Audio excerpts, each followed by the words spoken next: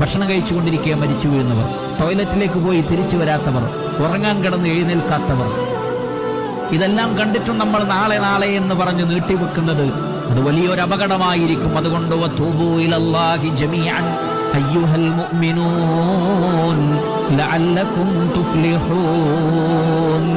വിശ്വാസികളെ, നിങ്ങൾ എല്ലാവരും അല്ലാഹുവിലേക്ക് തൗബ ചെയ്ത് മടങ്ങിക്കൊള്ളൂ, എന്നാൽ വിജയിക്കാനാണ്. വിജയത്തിന്റെ മാനദണ്ഡം തൗബയാണ്. ഹബീബായ സയ്യിദുനാ മുഹമ്മദ് മുസ്തഫ സല്ലല്ലാഹു അലൈഹി വസല്ലം, അല്ലാഹുവിന്റെ റസൂൽ സല്ലല്ലാഹു അലൈഹി വസല്ലം ഒരു മജ്ലിസിൽ ഇരുന്നാൽ പോലും അസ്തഗ്ഫിറുല്ലാഹ് എന്ന് 100 തവണയിലധികം പറഞ്ഞിരുന്നതായി സ്വഹാബികൾ പറയാം.